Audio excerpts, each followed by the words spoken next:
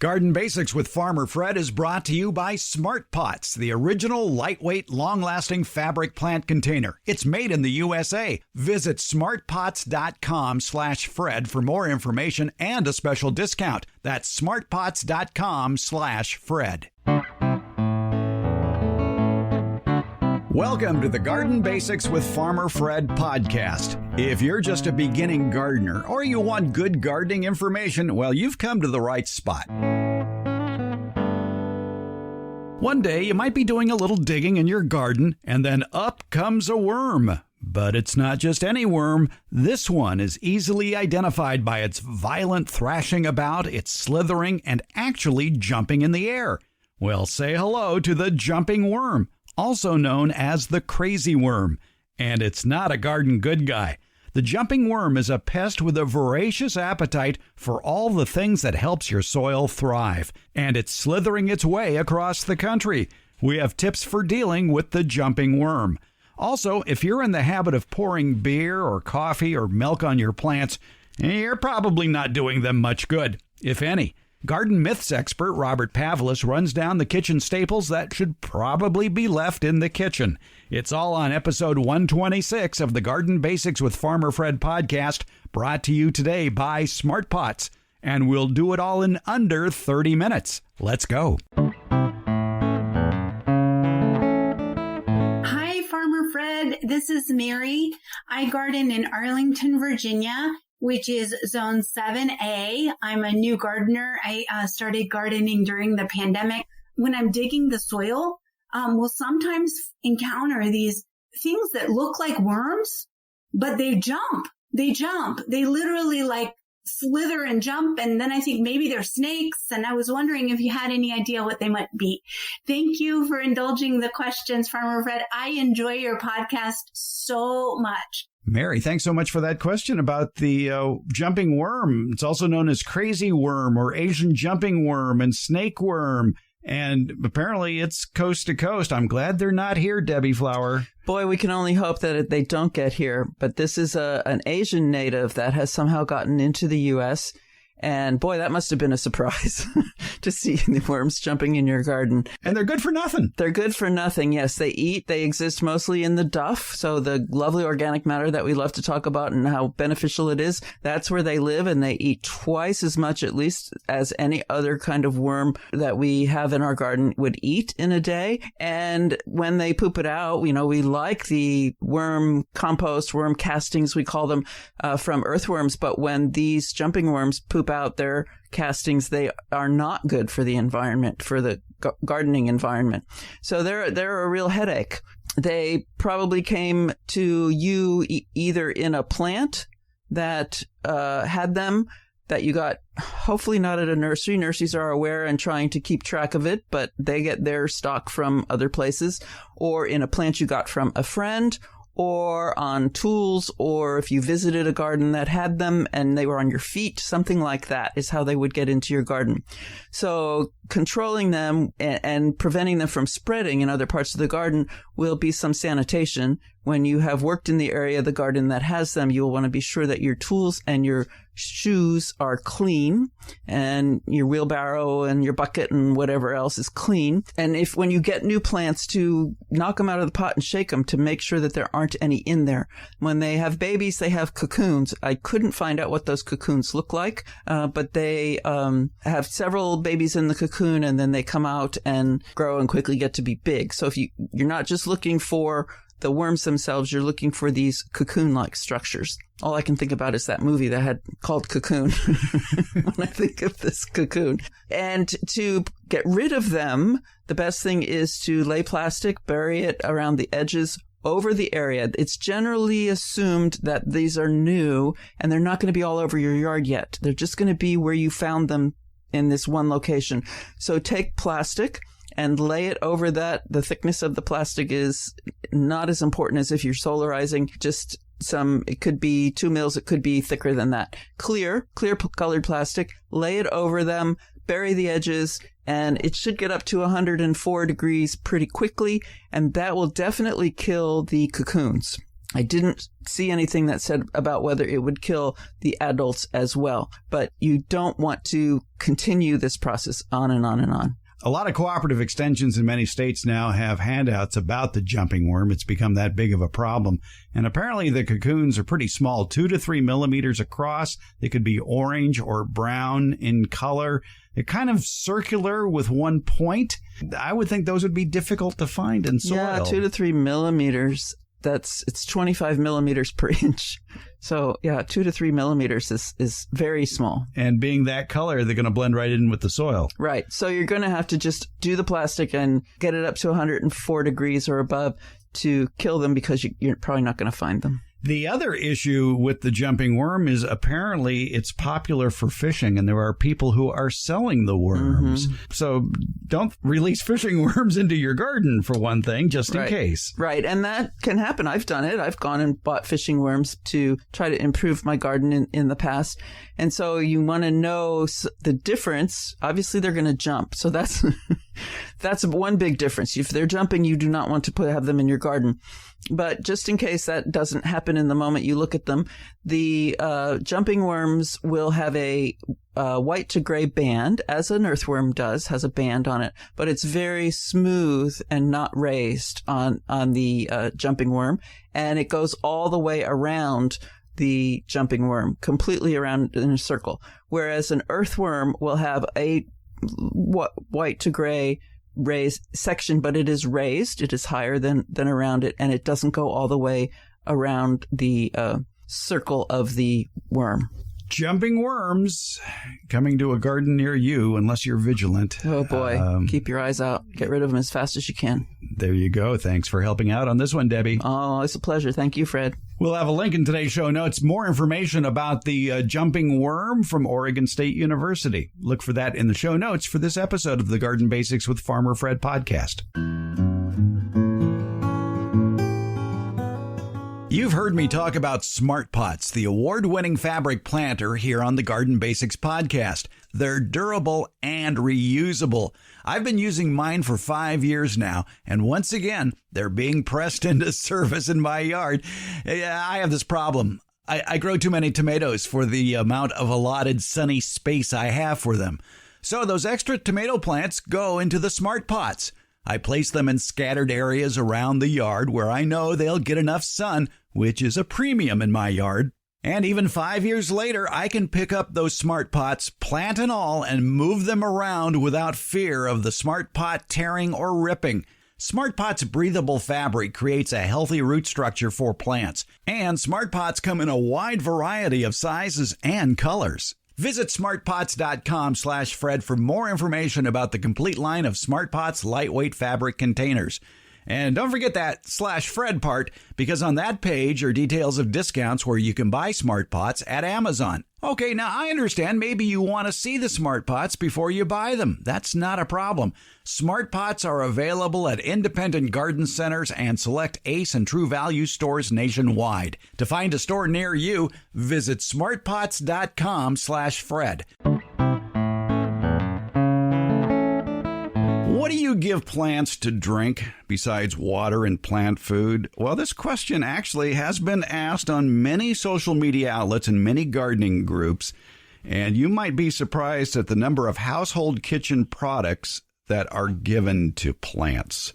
Are they worth it? Well, there is one gentleman who actually tackles a lot of garden myths. He's even written a book on the subject.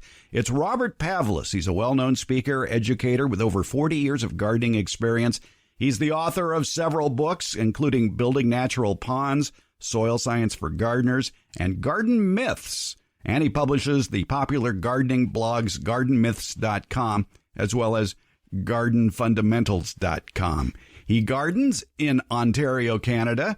And Robert Pavlis, it's a pleasure to have you on the program. Hey, it's great to be here. Tell us, for those of us who aren't familiar with gardening conditions in Ontario, Canada, exactly your seasons.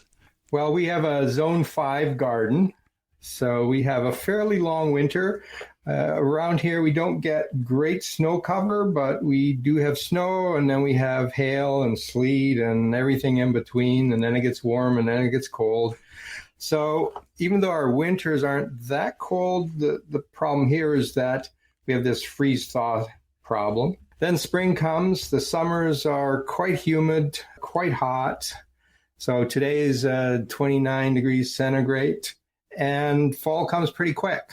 And, by middle September, a lot of things are finished in the garden. By October, we could have frost. So if you're going to grow a summer vegetable garden there, you start, around Mother's Day and wrap it up by, the end of September?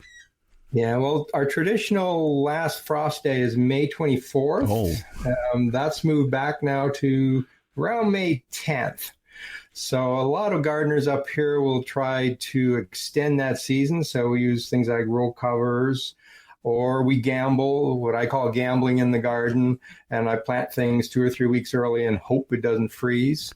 But that doesn't always work. And various other ways to keep things a little warmer. But yeah, early May, tomatoes and things, worm crops, they probably won't go out till late May, depending on the year. All right. So a bit shorter than here in California, to say the least. Just a little bit, yeah. All right. And for those of us who work in Fahrenheit and not centigrade, I believe 29 degrees centigrade would be about, 80 degrees or so? I think so, yes. Okay. Canada converted to centigrade a long time ago, and I'm a centigrade guy now. I don't blame you. It makes sense. Makes sense to me. All right. Well, I love your gardenmyths.com columns that you posted, and people can subscribe to it. It's free, and you get email notifications when they are released. And a couple of weeks ago, you had one on feeding plants from the kitchen, which products actually work. And for those of you short of time, the quick answer is not many. But I am amazed, though, at what food scraps people are feeding to plants that they think will work. I guess we should start off exactly as how plants absorb nutrients. Plant roots only absorb certain things, and they have to be what I call small molecules. So nitrogen, potassium, phosphate, these are all small molecules. But what you have in most plants is large molecules, proteins, carbohydrates, and so on. And you can put all that you want on a plant. It can't use it until it decomposes. That's why that composting process is so important. We're taking large molecules, converting them to these small little nutrients that plants can use. And until that happens, plants get no benefit. And they need a certain amount of those. They need a fair amount of nitrogen. They use a fair amount of potassium and phosphate. And then they use like a half a dozen other minor things like calcium, magnesium, manganese, sulfur. And they need all of those. So one of the things I look at when we're talking about stuff we're putting on our plants, the first question you really need to ask is what nutrients are in there?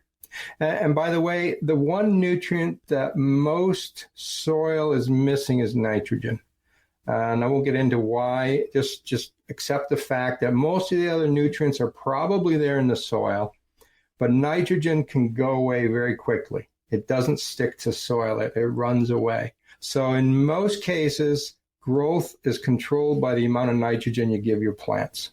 Now, if you are deficient in one of those other things, you also need to add that one. But nitrogen is that key one. So the key question is, how much nitrogen is this, what I called food scraps, adding to my plants? And if it's very minor, then it's really not going to do much for your plants. And besides, it has to be converted by the soil biology into a form that the plant can use. That's right. Nitrogen is used mostly as nitrates and some as urea, but plants pretty much use nitrate. So if I take a big protein molecule, which has lots of nitrogen in it, and I give it to my plant, absolutely useless. Plant can't use it. Now, the bacteria in that soil may come along and degrade that protein and eventually release the nitrogen, but until that nitrogen is converted into nitrate, plants can't use it. Well, speaking of high protein foods that people like to put on plants for one reason or another is milk. And this is something that people have been trying for years. Does milk do any good on a plant? Well, I guess it depends on how you ask the question, right? So milk is mostly water. The second biggest ingredient in there, and particularly in whole milk, is fats. So now there's a tiny, tiny little bit of other stuff there, and some of that is protein, and protein does contain nitrogen. So milk does have a very low level of nitrogen in it. It also has things like calcium and magnesium and some of the other nutrients. So yes, adding milk to plants will provide nutrients to that plant. The question you really need to ask is, is that enough nitrogen to actually make my plant grow well? And quite honestly, if you have spent milk, you can't drink it. Okay, put it in your garden, put it on some plants, and it will do some good. But milk is an extremely expensive way to get nitrogen. So if you're using good milk that you could drink, I would never put that on the soil. That's just a waste of money. Exactly. It's a very expensive source of nutrients if you dare. All right. Now, people also want to think they can get their plants to grow faster if they give them some coffee. And I don't think plants absorb caffeine. Yeah, this is something that people like to do. So they've finished drinking their coffee and there's a bit left. Oh, it's got to be good for them. Let's put it in the plants. So what I did in that blog post is I took a slightly different approach because so many people are against chemicals and pro-organic. And this concept never makes any sense to me. I'm a chemist, so I understand what's going on here. And coffee is full of all kinds of carcinogens, and I listed them in the blog. And I said, would you give that to your plants? I mean, would you even drink it yourself, right? Well, yes. The key here, and the thing that people just don't understand is that there's lots of chemicals out there that are toxic. And most of those, in fact, come from plants. Remember, coffee is a plant extract. It's coming from plants. Every plant we eat is full of toxins. The key question is how much of that toxin is in the plant and what does it do to our bodies? And in most cases, these levels are very low and you don't have to be concerned about them. The chemical names just sound really nasty. They are carcinogens without question, but their levels are low. And the other thing is our bodies have been doing this for millions of years, and we're very adept at eating these toxins as long as they stay in low levels. So coffee doesn't hurt us, and coffee will probably not hurt most plants. However, there's a caveat here. Coffee does have caffeine in it, and coffee grounds, which are also very popular in the garden, they also have caffeine in them. And both of them can harm seedlings. So small plants can be given too much caffeine from the coffee grounds if they're used as a mulch. And I guess if you pour too much coffee on, you'll get the same effect. So caffeine can kill small plants, and it can stunt larger plants. So you have to be careful how much caffeine you put on your plants.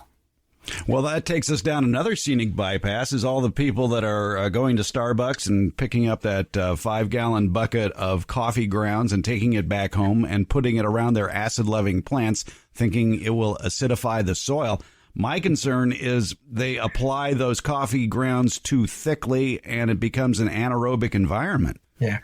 Well, there's a couple myths in this little story. The first thing is coffee grounds are not acidic. So I don't know where that came from. They can be slightly acidic or they can actually be alkaline. But they're certainly not heavily acidic. They're not going to acidify the soil around your plants.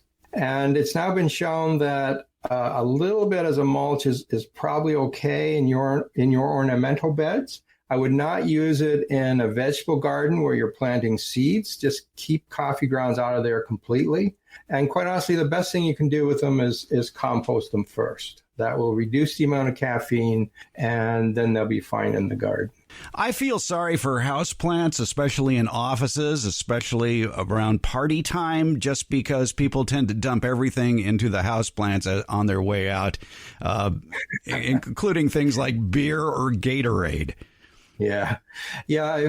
By the way, this list came from an actual discussion on Facebook, and these are all things that people suggested. I didn't really make up the list. I just went down and recorded it. And yeah, people are pouring good beer onto plants. I don't get that. Again, there's some very minor value there because, again, it has some protein in there. But basically, it's not doing any good for your plants. Gatorade, the reason people use that is because it replaces electrolytes. I mean, Gatorade is good for us, right? It's got to be good for plants. And that's the logic that people use to get to this point.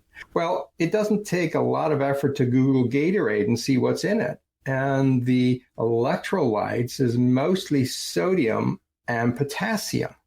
Now, plants use potassium, and so that might be helpful. But sodium is toxic to plants. Now, we got to be clear, plants do need a very, very small amount of sodium in their diet, but higher levels are very toxic.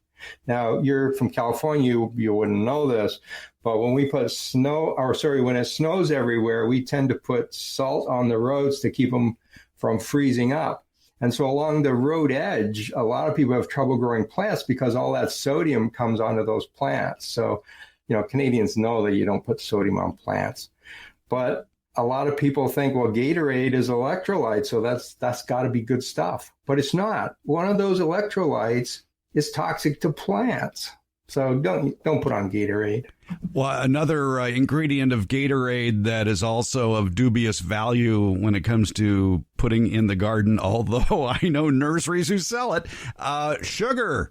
And lately, especially in the last drought here in California, there were nurseries selling a product that was mostly sugar, claiming it could mollify the effects of a drought by preserving soil moisture on your lawn. Yeah, I've seen those products advertised, and I haven't yet done a review on them. But sugar on its own may help soil a little bit, and it doesn't help plants directly. So plants won't absorb this sugar. Doesn't really do anything for them. Now, that may come as a surprise because some people know that, plants are green and they photosynthesize, they take sunlight and convert it to sugars, and plants need lots of sugars. That's what makes them grow. But plants don't absorb sugar through their roots.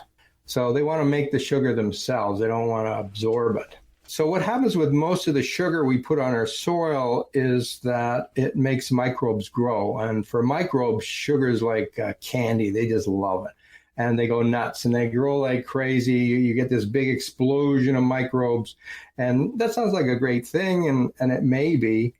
But once the sugar runs out, there's a big crash in populations. They all die off.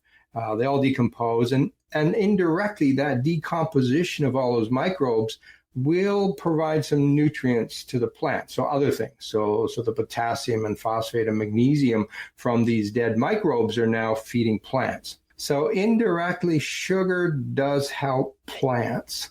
But again, it's not the best source. I mean, you're better off getting some manure or compost, and that works just as well and probably works much better because it also includes other things than just sugar. Yeah, sugar is a high carbon material. It has no nitrogen in it. And for microbes to decompose high carbon, they have to get nitrogen from somewhere, and they steal it from the soil away from plants to digest that sugar. And so in the short term, it may actually reduce the amount of nitrogen that the plants are getting.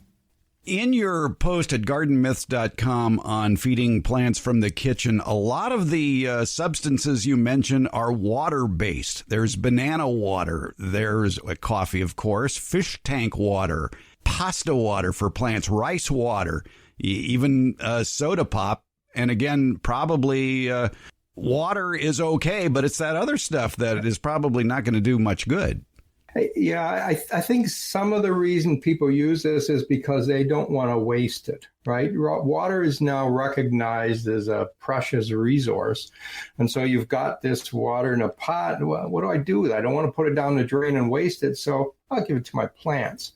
And that's probably a valid way to use the water. It certainly won't hurt the plants. So all those things you mentioned are not going to do a tremendous amount of damage. particularly out in a garden where you've got lots of soil and a very small pot of water. If you're doing house plants, you might want to give them some variation once in a while. You don't give them all pasta water all the time, but it probably won't harm your plants. The biggest value, though, is the water. It's not the other ingredients. The other ingredients are really not doing very much. So the key is you still have to fertilize those plants. Okay, and that's the danger, I think, for most beginning gardeners. They say, well, geez, I put some pasta water on there, so I fed my plants, but that doesn't have the nutrients that the plants need. Okay, think of pasta water and all these other things you mentioned as water, and you still put some fertilizer in there. And one word of warning, if you do use pasta water on your plants, let it cool off first. Don't put boiling hot water on your plants. Thank you very much. Yeah, that's a good idea. You'll only do that once, though. Yeah, exactly. The results will be quick to see. All right. Anything else in this you want to cover? I think the overall message I try to get to gardeners is that except for potted plants, most things in the garden really don't need to be fertilized a lot. I grow about 3,000 different varieties and species of plants, everything from trees down to little rock garden plants.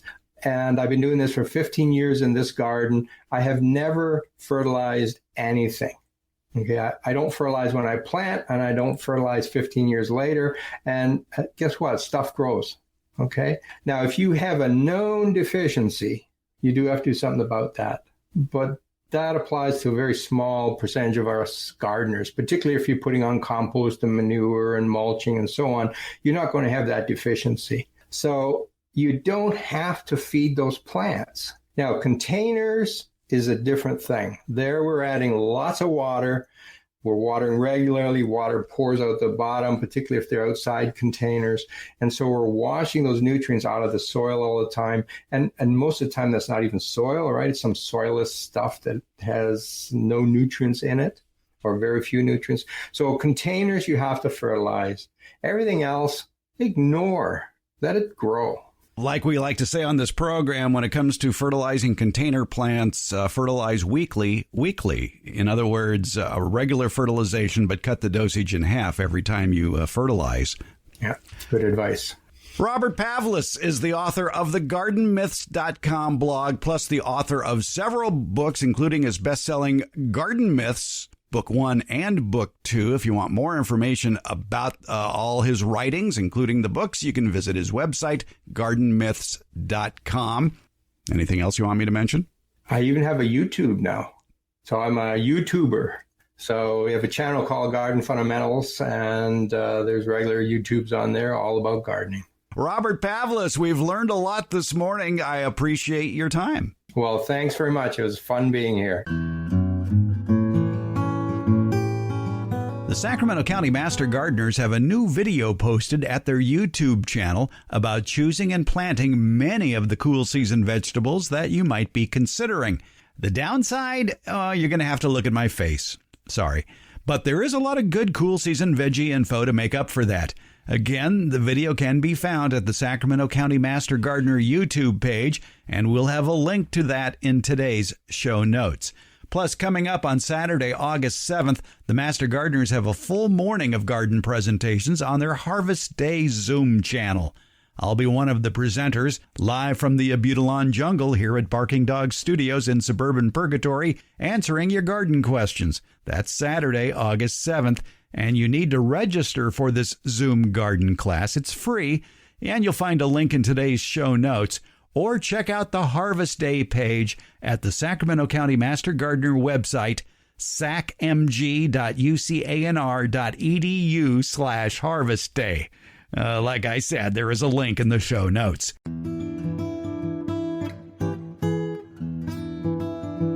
Garden Basics comes out every Tuesday and Friday. It's brought to you by Smart Pots. Garden Basics is available wherever podcasts are handed out, and that includes Apple, iHeart, Stitcher, Spotify, Overcast, Google, Podcast Addict, CastBox, and Pocket Casts. Thank you for listening, subscribing, and leaving comments. We appreciate it.